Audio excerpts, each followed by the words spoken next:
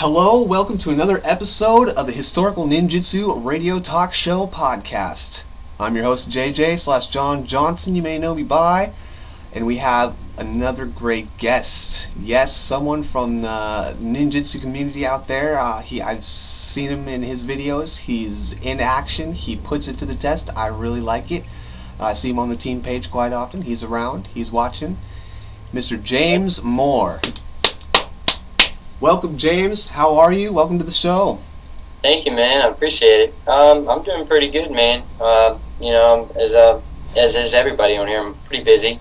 But I try to get on there and dabble my way in and put my 2 cents in when I can. Just as everybody does. But I'm doing pretty good, man. How about yourself? Always good, man. Just like you said, always busy, always busy. Oh, yeah, I can definitely relate to that, man. So, alright, man. I want to start off with my questionnaire, and let's get into it so we can know who you are, why you're here, as a ninja, right? Yeah. Alright. So, yeah. Here, real quick, what's the shortest definition of what ninjutsu is? What's your definition of ninjutsu? Ninjutsu, the way that I was taught, it's not any one thing. You have to look at it from an artist's mindset, or mind frame, let's say. The way that I was taught, and I'm sure we'll get into here in a few minutes, I was taught ninjutsu from a different perspective than most people learn today. And it was totally by chance, and I had to work very hard to get to where I am at today, and even in the skills that I learned and I developed. And it took me a long time to understand the actual mindset. To me, ninjutsu is a mindset, and with a mindset comes skill sets. You understand? Understand. And with skill sets, you learn a lot of different things that can be capitalized in that mind frame. That's what ninjutsu is to me. It's not any one thing. It's a way that you live life, a perspective that you look on things that are going to allow you to utilize your skill sets, and that's what makes a ninja successful or unsuccessful. And then also, you kind of deep down. I'm not a big researcher on Buddhism and stuff like that, but you look in the Zen texts and stuff like that. Essentially, it's the same exact thing. It mirrors exactly that. And that, I believe, is the way that I was taught, was for that reason, to learn that aspect of it. So that's what ninjutsu is to me. Wow. See, and a lot of people, it fits a lot with the definitions I've heard from others already, So yeah. We are... my thing is, I look at it 2 ways. I see 2 types of people out there in the ninjutsu community. And I may upset a lot of people, I don't really care. It's just the way that I was taught, and I've actually done things. You got 2 types of people. You got a practitioner, and then you got an operator. Operative. See, I was trained to be an operative. Things that I was taught and trained to do is because I was going to use them. There was no other reason why. Seriously. You got people who are practitioners who try to practice those arts. You know what I mean? Mm-hmm. But an operator looks at it from a different perspective. You can understand what I'm kind of getting at. How he really is going to use it. Exactly, which will allow you to connect dots that a practitioner can't. I can't even call myself that, James. I'd have to qualify under the practitioner because I'm still experimenting, putting into learning on how I would apply. So I'm still under that stage there, if you will. So I like that. I've spent. I'll say, I know I've spent a lot of time with one of the best. I guess you would call it modern day ninja teachers there is, period. And the guy doesn't want to be known. He doesn't want to know. You know my story. I do. But, yes. Ladies and gentlemen, to put that into perspective, I had to join a certain organization to do the things that I can do. And I've done them. And I say I have a unique look on a lot of things. So that, ladies and gentlemen, for the listeners and viewers, for my portion, so that you all know, James Moore is in the military, and we've had chit chats before, and we've gone over how he's put this a lot of this stuff to the test, and used it like in and around his military practices and stuff like that, without like going too deep into it. But basically, yes. So he's definitely hands-on, so to say. So I'm glad to take his word for some of the stuff. Now, okay, so now that we know that about you, and that we know what ninjutsu to you is. Mm-hmm. How did you get into it? How did you find it? Was it a person? Was it, just the typical martial arts adventure? Like, how did you find ninjutsu in the first place? How did you first see ninja? Why did you... And when you found it and got into it, why? What about ninjutsu did you like? What kind of aspect? Like, what aspect about ninjutsu piqued your interest and made you like it? And made you want to get into it even more? So, yeah, go ahead. Ground's yours, man. Alright, so, I'll just give you the whole spiel, you guys, so that you kind of understand where I'm coming from here. Well, I'd say start from when I was a little kid. Alright, growing up as a child, I enjoyed the arts. I enjoyed painting, I enjoyed, music, I enjoyed all that type of stuff. So I studied it a lot naturally, and I became very, very good at it, a lot better than most people. And when I was 14, I believe, 14 or 15, I went out and I had got a job at a bookstore. And, I worked there for, I don't know, a couple of years, let's say. Okay. But over a period of time, I would notice that there was this old, kind of like Japanese fellow. I just knew he was Asian, He was up there in age, I'd say 60s, late 60s, let's say. And he would come in and he would always buy all of these art books. These magazines. Every time we got a new magazine in, he would buy it, And I'd see him so often. But he would also all the time come in to the cafe part, and he'd order coffee, and he'd sit there and he'd read his books, So me growing up and wanting to know as much about art as I could, and much about the history of art, and etc. Me wanting to be the best artist I could be personally. Okay. I saw that this guy was doing this, so I was like, well, maybe I can learn something from this fellow. So what I did was, me being the smart type of guy that I was, I sat there and I sketched him one day. I was just so happened to be working at the cafe, and he came up, he brought all these books and these magazines. And I sold them to him, and he went over there in his chair, and he just simply sat down and started going through his material and drinking his coffee. No big deal, right? Okay. So I'm sitting there at the cash register, and I'm just like, well, I'm going to sketch him. And then I'm going to take this over there, and I'm going to give it to him. So that's exactly what I did. I knew my break was coming up, so it was a pretty slow day. It was like a Tuesday afternoon or something, not very many people around. So I sat there and I just sketched him out real quick, and then when I had the time, I walked over there while he was sitting there reading it, and I slammed it on the table, and I said, this is going to make you $1 million one day. Nice. He kind of stopped what he was doing like this, and he kind of looked up at me, and he goes, oh, really? And I said, yeah, it's going to make you a millionaire one day. Make sure you keep it, buddy.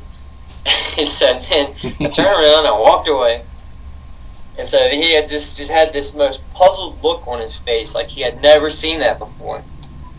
And I walked back over there behind the register and stuff, and was cleaning the counter or something. Like, I knew he was going to come back. I just knew he was going to come back. So he comes back up there and he's like, you got a minute? Can I talk to you, buddy? I was like, sure, why not? So I took my break, and I went over there and sat down with him and had a cup of coffee with him. Just began talking to him. Guy is a pure genius. When I'm talking about genius, I mean on a level that you don't ever see anymore.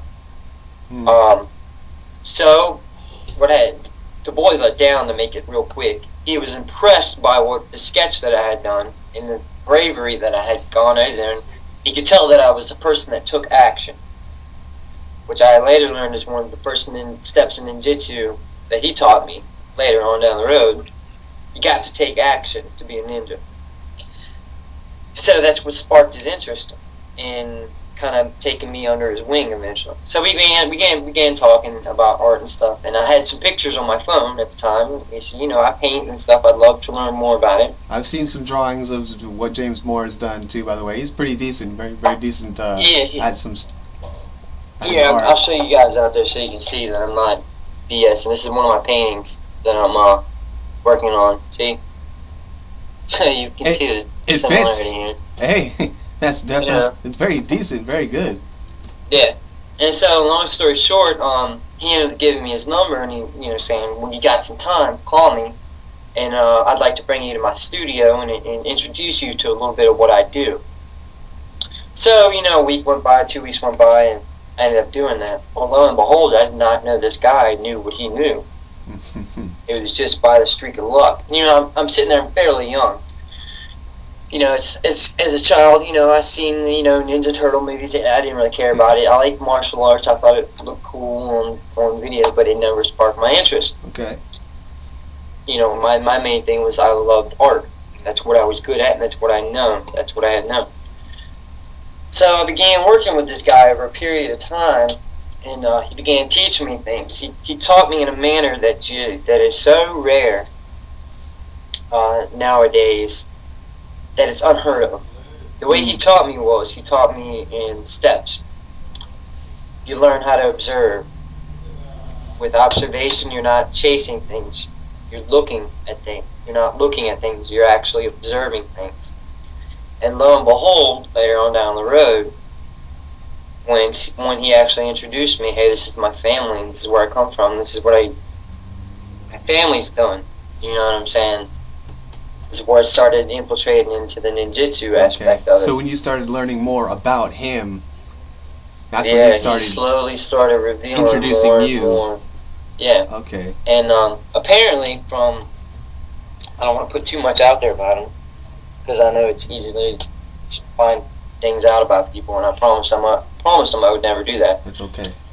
But what happened was his family. He comes from one of the Koga families, and his great-grandfather and grandfather himself, they were ninjas. He showed me the signed contracts and stuff that he had received, passed down on to him, and his grandfather had taught him the ways of the ninja, right?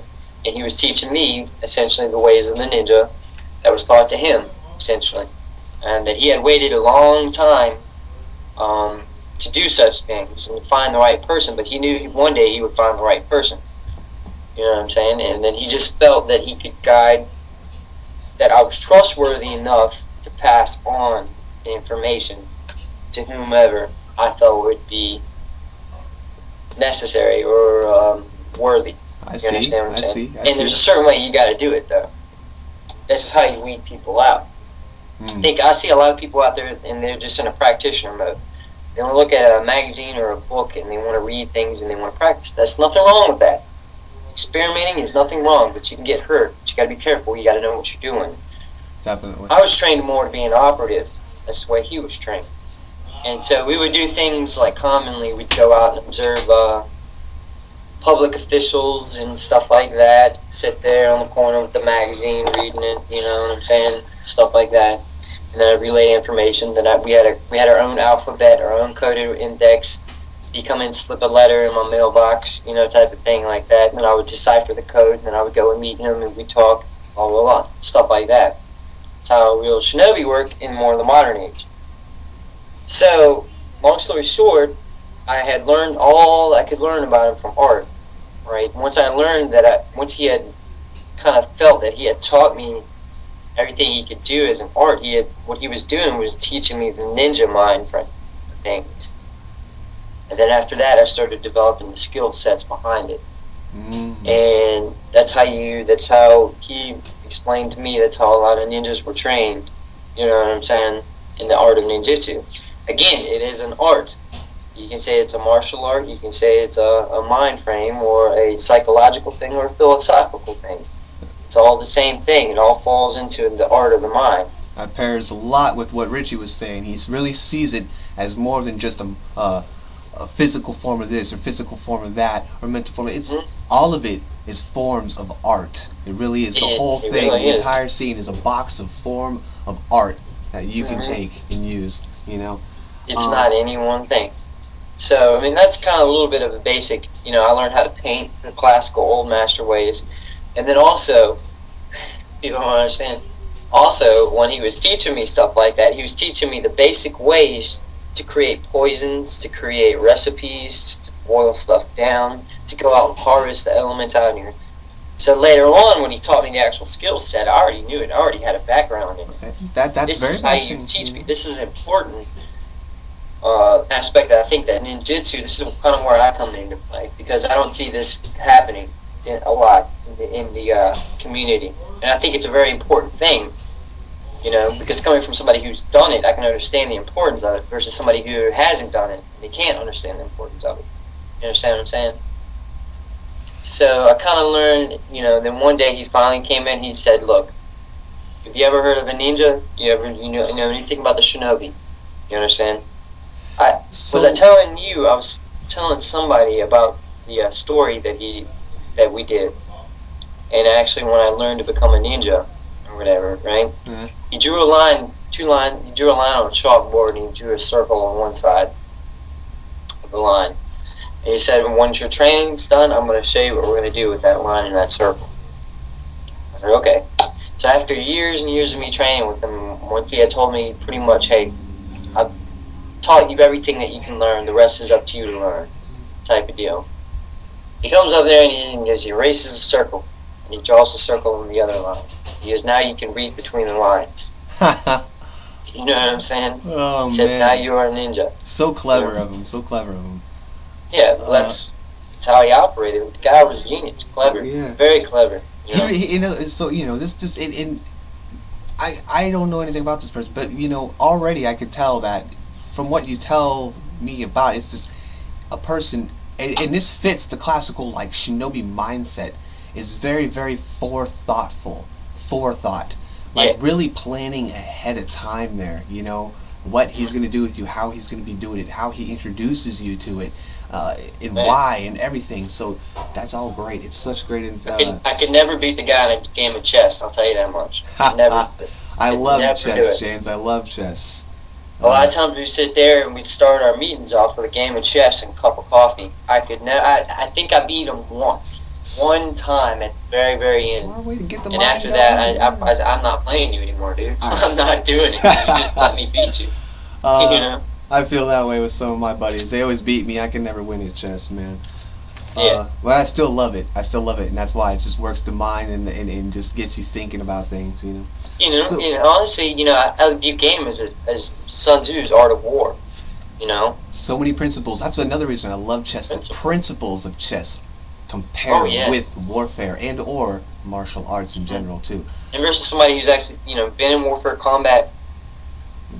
Those principles are what's going to keep you alive a lot of the times, depending on your job. So to carry on with the show now, though, for the audience here. But also, as you were learning it and stuff like that, and you were being thrown into everything, and you yourself were diving into learning all this and stuff like that. Like.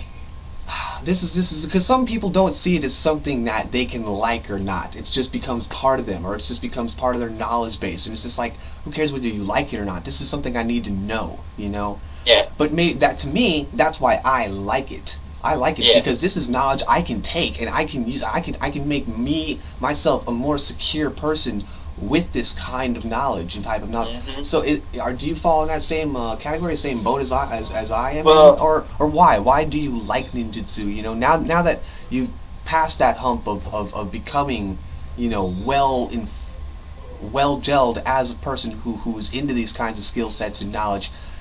Yeah. Why do you still continue, and why would you preach it? Like, what about it do you like? Deep question. Well, all yours. It is a deep question.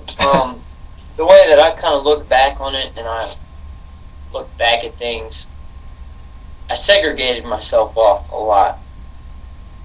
I purposely did that so that I could gain the most from it. You understand what I'm kind of getting at? Explain more. Like, for instance, when other people were out doing things, I was spending my time with this old man who was sitting there teaching me these things. I segregated myself off from a lot of my friends, my family. Even to this day, I'm still segregated. I stay to myself. Yeah, it's kind of the typical video game playing in the field kid. Like, you were the kid out there learning. I was a kid that was out doing stuff, and it wasn't it was the way that I looked at it, thinking back. It was, I'm in the presence of greatness right now. You understand? Because I don't care what anybody says. Everybody wants to say that people are equal. I get that, right? But when you're in the presence of greatness, you are subservient to their will, which is another ninja aspect of it.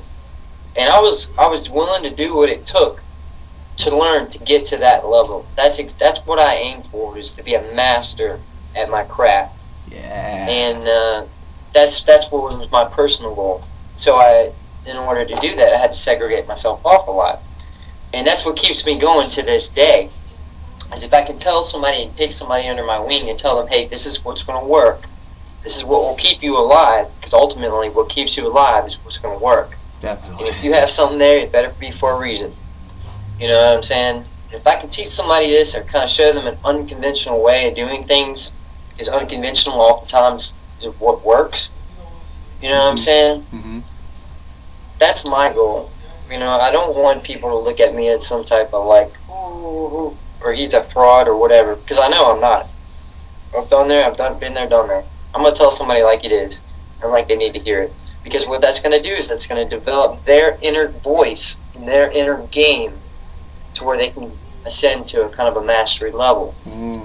That goes along with on the previous episode what Ben and Anthony were talking about, ladies and gentlemen, about finding that inner voice and being able to listen to it and not fight, you know, with yourself in your own mind. You know, be very secure about yourself and your capabilities and know them and stuff like that. When I tell you what, when I go out in the field, yeah, I can have 100 pounds of gear on my back, or I could have 10 pounds. Either way, I'm not going out into that field not knowing that I do not know how to survive with either 100 pounds of gear on my back or 10 pounds of gear. Nice. I will succeed, and I will be successful, and I will do what it takes, and I will think unconventionally to do it. Yeah. That's what it takes, and I'm not going to give up. That's how I was trained, and that's just how that's how I know to be. The spirit of in it to win it. I love it. Okay. You're in it to win it. So and that brings me to my next question, which is a little bit deeper, but you know, I'm already getting the gist of an answer here, and it is, you know, for you, it's not just a hobby, it's a lifestyle, or is it that? Yeah. Or you know, because some people, like, they see it as just something on the side of their daily life chores. The go home, go to work, and then on the weekends I finally get to do my shinobi no jutsu training to help myself a better person. It's a practitioner. See, now that falls under me. I fall under the practitioner. I still got to do my small jobs. I got to help work with family members and this and that.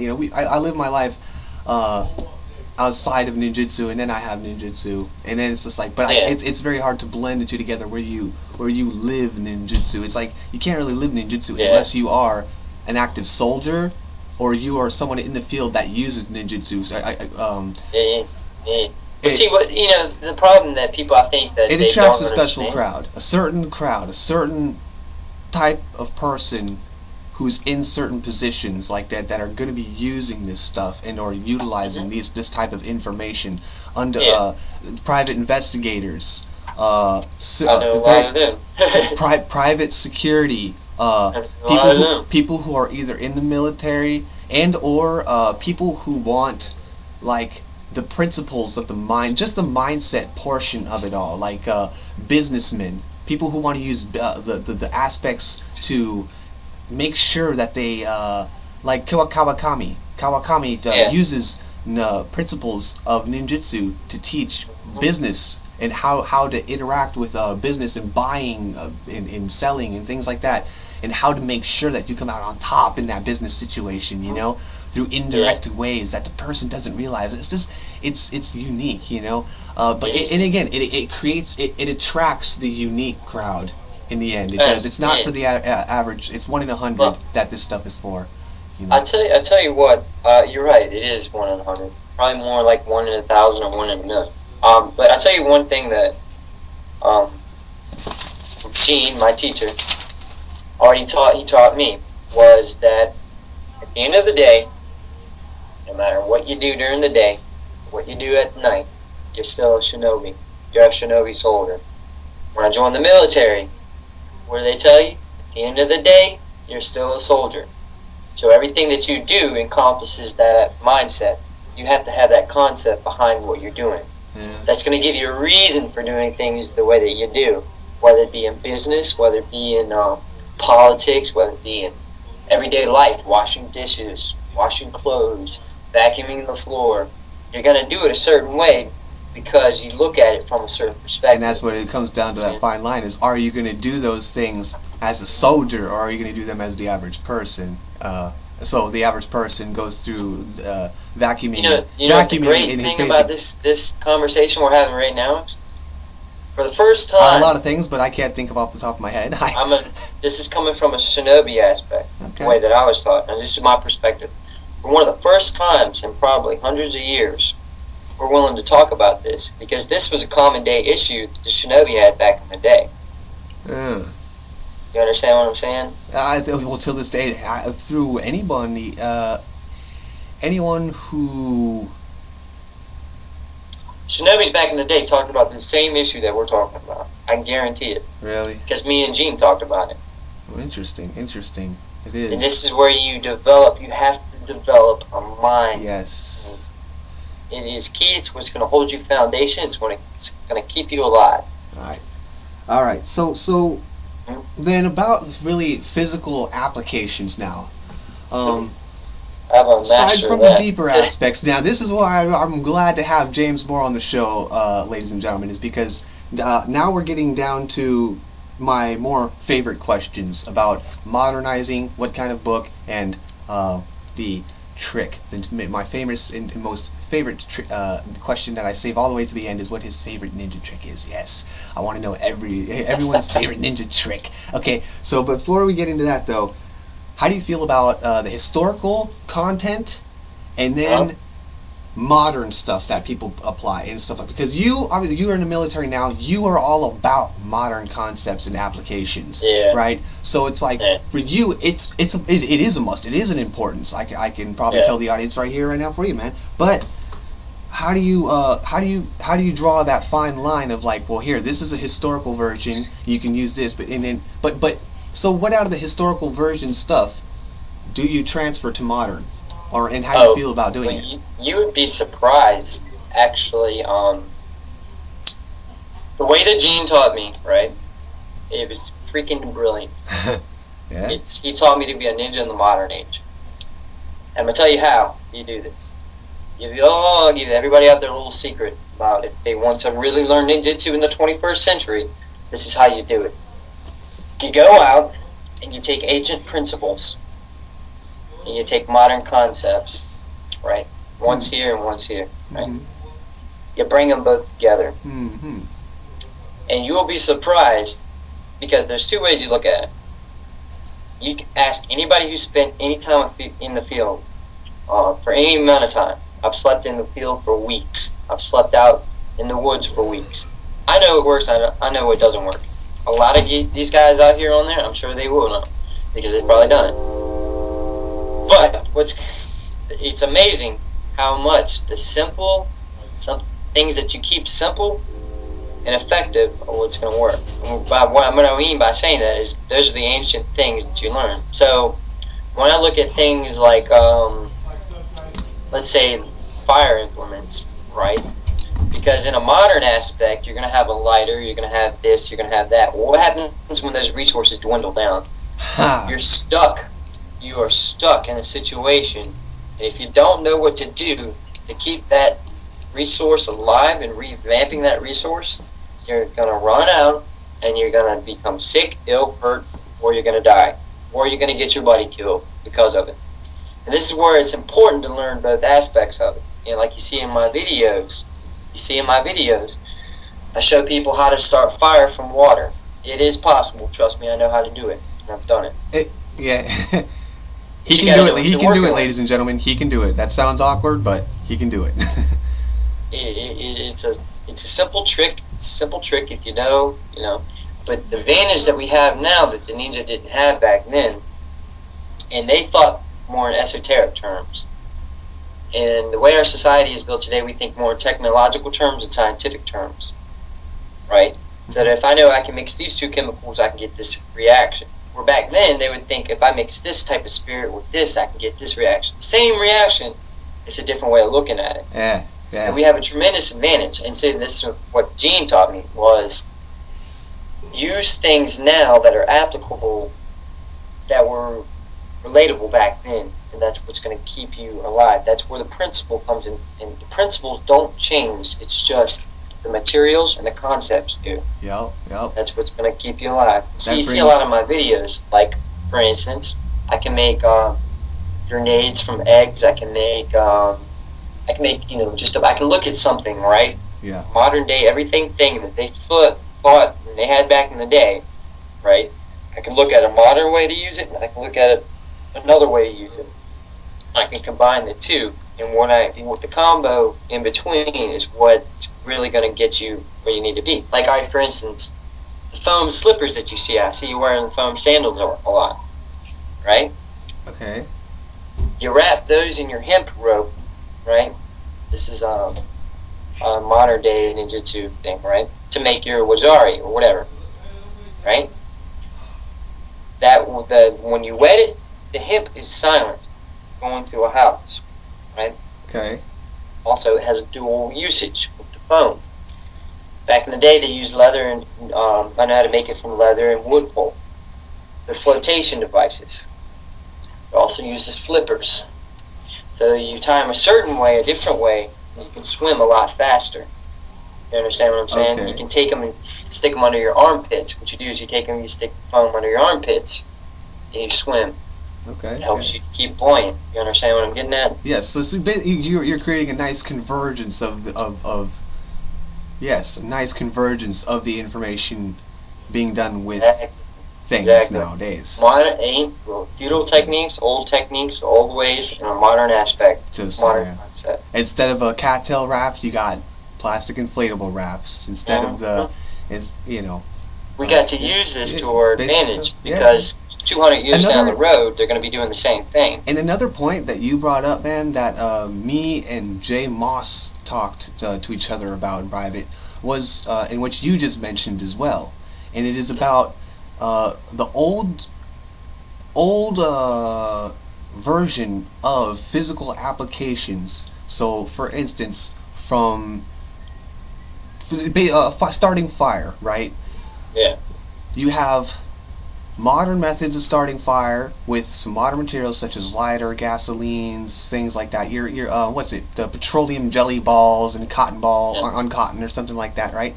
Yeah. Now, these things are easily comparable to using a ball of pine sap with embers that are already created in your ember Denohi case and stuff like that, right? But doing the historical older version is a lot more work, and it's a little bit more complicated as compared to the modern versions. Works. But now check this out: they both work. The principles and concepts of what you're doing there are exactly the same. You're creating things to start fire from scratch, but the modern versions, like you said, what happens when they run out? What happens when there is no petroleum jelly on hand? Now, what actually becomes the more accessible items to deal with? The natural sources, pine resins, all the different types of leaves and just plants that you can use around you. That's where all the old school methods and ways come into play, is when you can't use modern anymore. Exactly. And it's not accessible to you. So to have those historical versions of physical applications and ways is important to back up what you can do now and with modern things and stuff like that, and to blend them together so that you're full abled operative. Yeah, I'll give you a prime example of this. This happened to me 2 months ago. I was out in the field with a couple of guys, and the bugs, the mosquitoes were eating us alive, man. Oh man. We're out on the range, we're blowing stuff up, but the mosquitoes were ridiculous. And so they're all like, oh, I'm like, all right, I'm gonna fix this. I'm gonna teach you guys an old ninja trick. Yeah. So everybody's like, oh, shut up, just do it. So I said, okay, we had an old coffee can. I went out there and I poked the holes in it. And I said, all right, give me some engineering tape, which is like a cloth. Or give me an old t-shirt or something. So I took, and we had one can of spray paint left. And I said, this is going to wipe out all the bugs for the next 2 or 3 days. Guarantee it. We're not going to have a mosquito problem. Okay. So you're crazy. No, there's no way. And you're not taking our last You thing have my of picking interest? citronella. Yeah. Yeah, how? So what I did was like, yes, I am, and it's going to work. I know, because I've done it. I know in the past ninjas would like to make smoke bombs, and I'm an expert at making smoke bombs. I just know what I'm doing. So what I did was I took the spray paint, or not spray paint, the can of bug spray, emptied it out, and don't try this at home, guys. Don't try this at home unless you know what you're doing. Sounds a bit nasty already. I emptied that can out so I had about that much liquid in the bottom. And I took the tape, the engineering tape, and I rolled it out and soaked it all in it, right? Then I took a big wad of it and shoved it down in the can.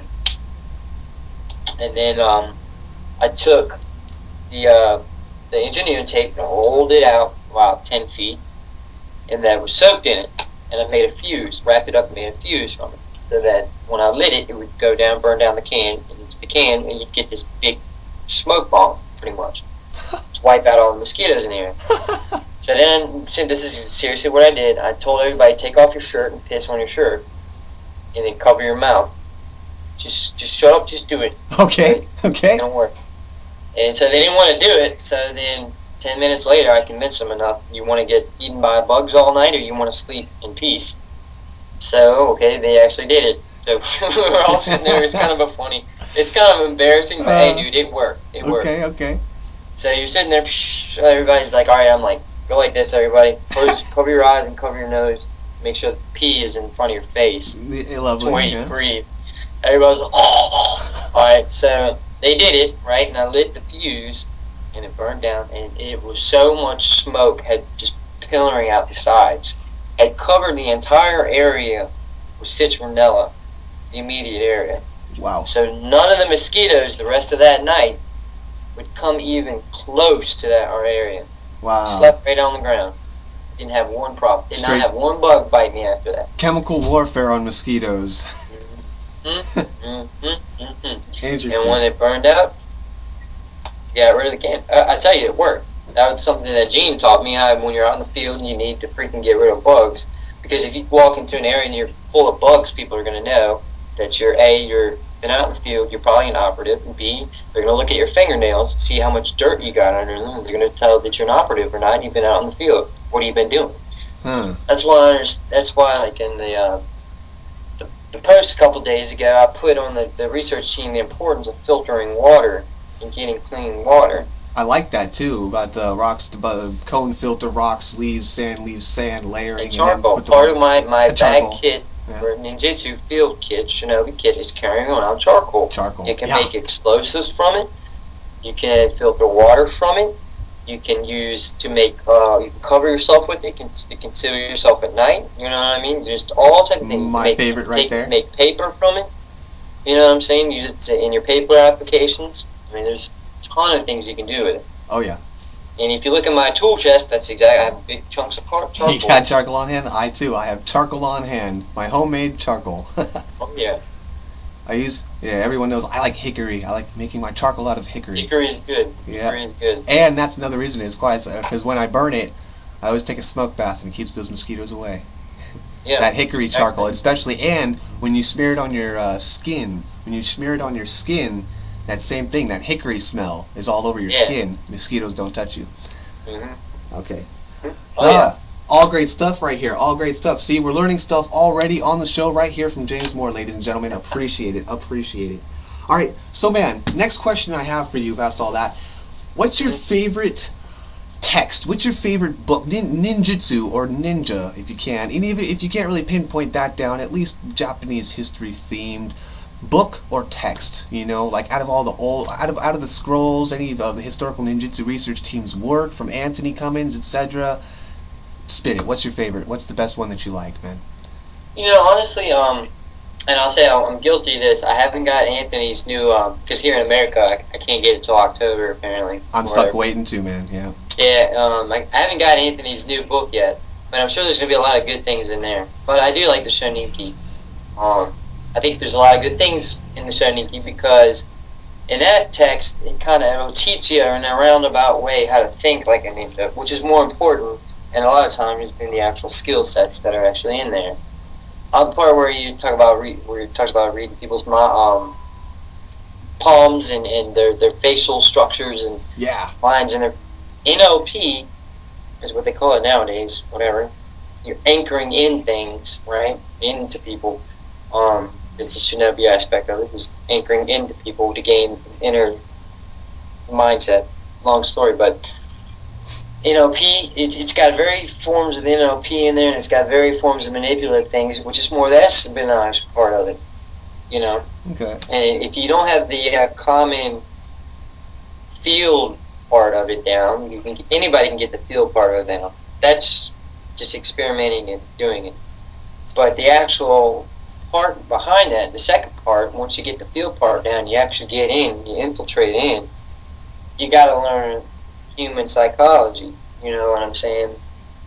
And I think, just personally, the way that I read it and the way that I interpret it, understand it, just I guess I have a different aspect of looking at things to people, you know, looking from a different perspective to people. I can see honestly a lot of the concepts that overlap that are the same, you know. But the Shoniki does have a lot of good how to build tools and stuff too. That's another part of why I like it a lot. But if you look past that, if you can kind of look past that, you can see a lot of cool stuff in there. You understand what I'm saying? So Shoninki, huh? Yeah, Shoninki. I haven't really delved too much into the Bansen Shukai. I know the Bansen Shukai does have a lot of the mind stuff in there. But like I said, I haven't actually got a good copy of that yet. I fall into the same boat, man. Just we don't us Western listeners and viewers out there. The Bansen Shukai comes out somewhere in the middle of October for you guys. So again, look that up. Anthony Cummins and Yoshi Minima did that, and it's a full translation of the basic copy of the Bansen Shukai in English and Western. Go check it out and buy it off of Amazon. It's inexpensive compared to buying the real Bansen Shukai and translating it yourself. And I don't mean to go off on a tangent. Who, me? No. Yeah, you got a large collection of stuff. Oh, you know what I'm saying? Only because I've been busy making those trinkets, but you know. Yeah, like me. You know what I'm saying? I got a large collection of things. You know what I'm saying? Look at that. Yeah. Collapsible comma. For the listeners, he just busted out a pretty sick-looking comma for me. So yeah. Oh yeah. All right. So, Shoninki, and your own piece of information that you hold dear to your heart from Gene. There, that's good stuff, man. We'll leave it there. I have sort of some translations, like I've been telling you. I got some translations from it. Oh, and of course. Notes. Yes, and Mr. James Moore has a collection of his own information in applications and stuff that he has started there that, basically in a notebook and stuff like that. Like I have too, I've started going on, but he has stuff that, I don't have, and he has a lot of extra information, really good stuff, man. That's why, again, I'm glad to have him on board and glad to be chatting with him here now. Oh, it's an honor, man. Yeah, my honor. All right, so now that comes down to my favorite question of it all then, and you know what's coming, man. The last question. What is your favorite application? What's your favorite physical trick, as I call it? What's your favorite ninja trick? As people laugh when I say ninja trick, because they're like, there's no such thing as a ninja trick, man. It's all just, applications of information, right? Like what we just got done discussing for the past, hour now? But seriously, like when it comes down to it, there is some stuff that's just purely ninja. I mean, it's like a certain tool, a certain, again, so you go for it, man. What is it? What's your favorite, to wrap up the show, what's your favorite ninja application? I'll answer it like this, and I'm full of them. If anybody wants to learn something cool, they can come find me and I'll teach them. I got a whole book full of them, trust me, that I've done and used and worked. And I'll say it like this.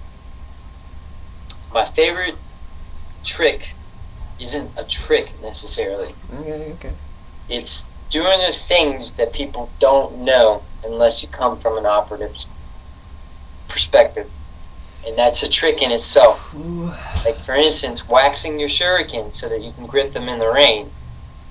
Bap. Okay. it's a trick. By all means, it's a trick. How many people do that? I don't. Not very many. Start waxing your shuriken, for instance, waxing your shuriken so you can grip them in the rain, they won't rust. You know what I'm saying? Makes sense. Tricks like we dip our fingers. Gene taught me to dip my fingers in different types of peppers, oils, and stuff, so that when you get in a fight, you just smear your eyes and escape. Oh. You understand what I'm saying? Uh-huh. Smear your enemy's eyes.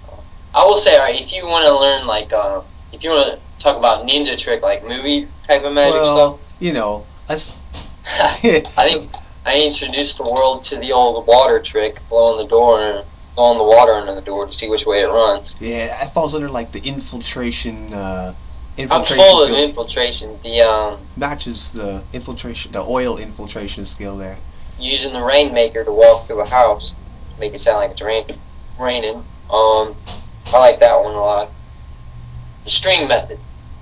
String method's terribly effective. It's a pretty cool trick. Say you're my partner in crime here. Okay. And say you've gone in and say you posed as a house guest or a nurse or whatever. You're taking care of somebody. Taking a string and laying it across the outside of a door. Say you're in there, right? And then say you leave, right? Okay, so how do I find out if somebody else is in that house or not? I'm gonna tell you, it's a simple way. Simple way to do it. Okay, so I'm the inside operative, and I have left behind a string. Yeah, on that, I'm gonna tell you what you do with the string. All right. How do I know? Okay, you're an inside operative, and you need to relay information to me. Right? How do you do that without getting caught, without getting me caught? How do you tell me that without doing that? How do I know what's going on in that house? Codes with maybe tugging on the string in certain motions. Codes that might mean certain things. You're not there. You can't be there, so they can't pinpoint you. Interesting. If I get caught. So you have to leave, but you have to relay the information to me. How do you do that? I'm going to tell you how you do that. I was thinking too up front here. Hold on. Give me another try.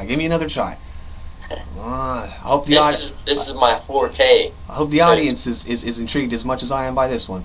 I'm gonna tell you how to do it. It's the most simple thing ever. Okay.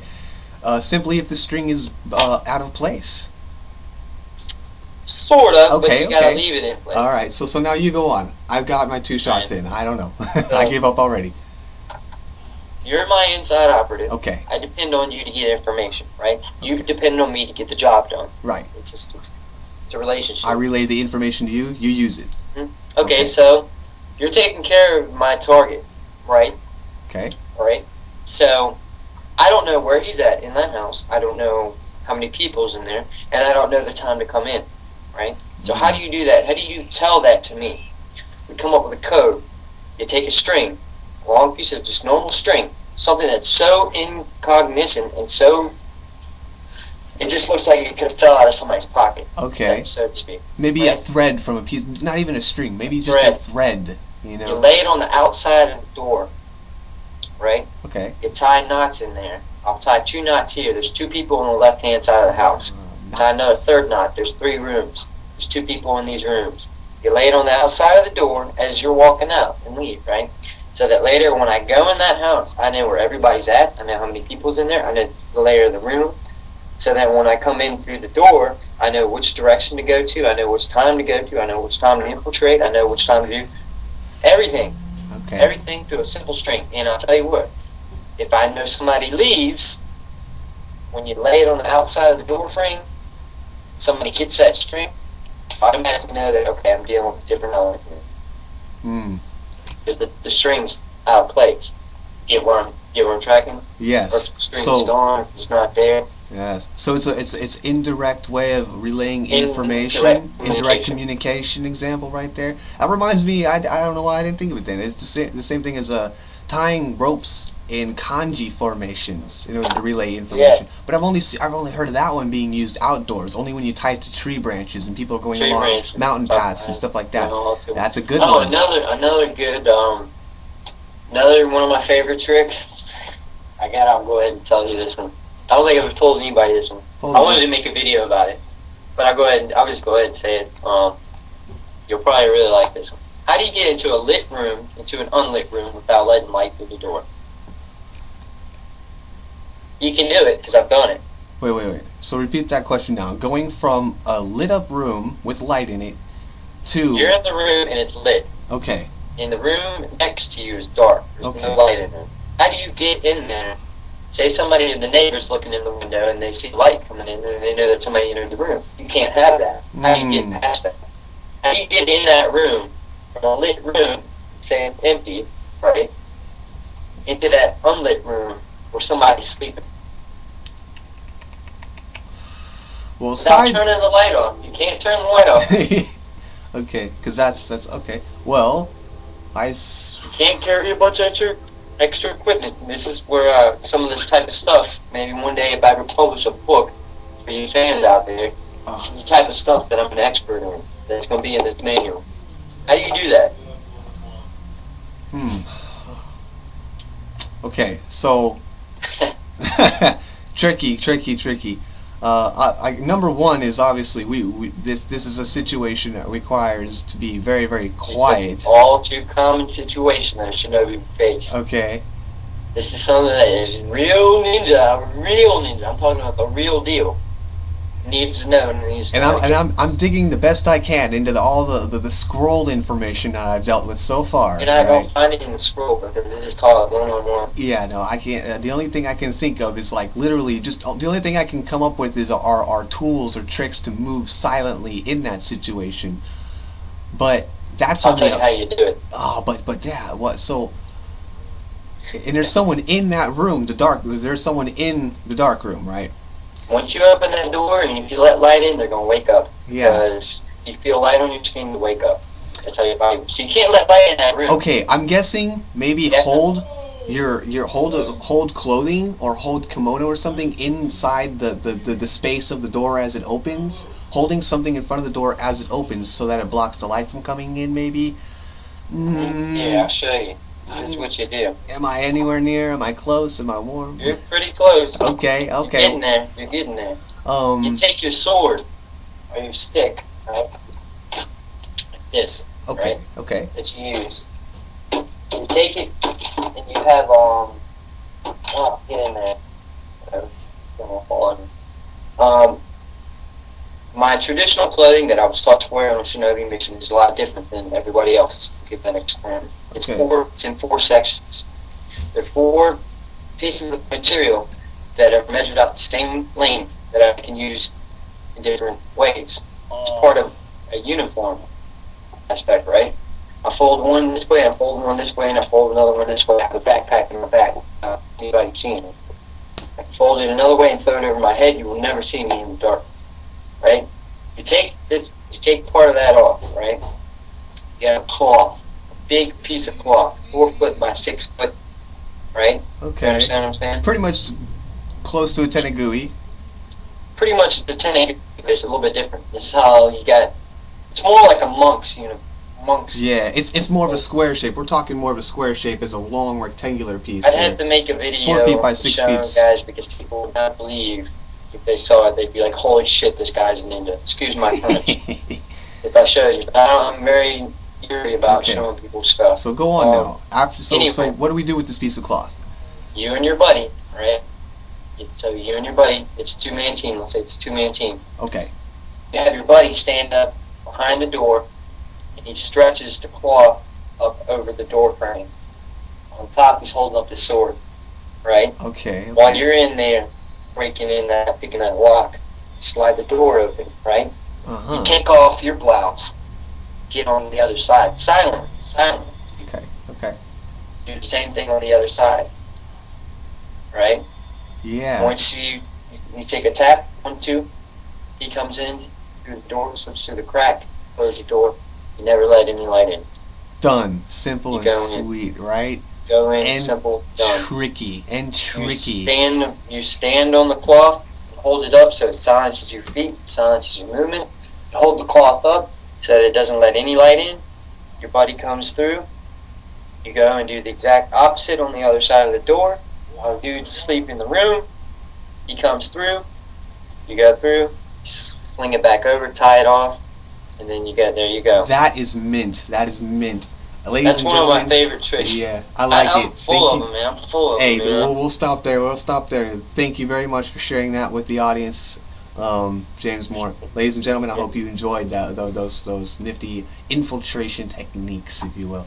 All right. So, man, we're gonna come to an end here. We're gonna wrap up the show because we have been with another guest, I'm sure, before this or after this. One of them, So, man, the only other question, or to put this out there for you is there anything else you would like to say to the ninjutsu community out there? A certain message you'd like to relay, a certain point, certain people that you'd like to mention by name, anything like that? Is there any kind of shout-outs? What, community, ninjutsu community, what you got to say to them? I'm a man of many words, but a man of few words. Like and I will say, I enjoy what you guys are doing, and I don't see any negative thing about it. You know what I'm saying?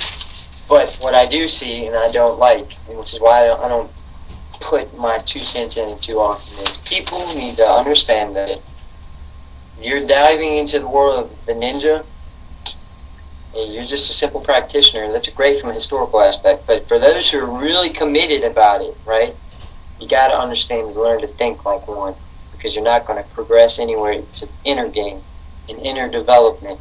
And you're going to see things in a new light that you've never seen before. You're going to think in ways that you never have thought before. You understand what I'm saying? And this is the world of the ninja. This is the true world of the ninja. The unconventional becomes the conventional. And what's conventional becomes the unconventional to you after a while. You understand? And I think people, from my perspective, especially, I understand we got this Notori Ryu thing going on. That's great. I think it's cool. I think it's great that people are out there and they're adamant about it. Start thinking in an operative term. You're going to learn 10 times as much. And that's exactly the difference about Notori Ryu, and that's why we're moving up to that true, putting ourselves in the, even if we can't become, but at least we are truly putting ourselves in the shoes of a true operative, becoming, stepping it up to where we're more than just the warrior now. We're stepping up to being the soldier. Yeah, soldier. That is a very, very, very important aspect. That is so. You can't be a shinobi without being a soldier first. Shinobi soldier, man. Yeah, exactly. You cannot be one because you're not going to have a reason to do the things that you do. You know what I'm saying? Great. And like I said, if anybody ever, I'll go ahead and put on my information now. You can find me on Facebook. Facebook pages, YouTube pages, anywhere that people can find you? Yeah, Facebook is a great one. I'm on there when I can be. James Moore. Also have another page. It's called Ichigun Ichimi RVA or -RVA 804, which is I think it'd be pretty cool to start segregating aspects of it. Okay. 804. You may have one in Miami, or you may have one in Texas. You may have one in Indiana. I have one here in California, Sacramento. I'm Notori Ryu / Ichigun Ichimi Practice Group, Sacramento, California. Exactly. So a network. Another thing in ninjas we're great at was networking with other sources. Yes. You guys can find me on any one of those two on YouTube. I make videos when I can. Obviously, I'm in the military. I'm a sapper. I'm a very busy guy. But when I can, I make videos for you guys. If you guys have any questions, you can come follow me, hit me up. I'm more than willing to get back to you when I can and explain things to you guys in a manner that you can understand and work from. I want to see people progress. I don't want to see them retrogress. You know what I mean? All right. Yeah, so, man, hey, it's been great, man. You know what? You have been a wonderful guest on the show, James Moore. Ladies and gentlemen, I hope you enjoyed the show. Yes, James, thank you for coming on board, man. Oh, I appreciate it, man. It's been my pleasure, man. I have to get back up one day soon. Definitely. All right. So, till next episode, this is John Johnson here. Take care. Till next episode. This is James Moore. I'll catch you guys later.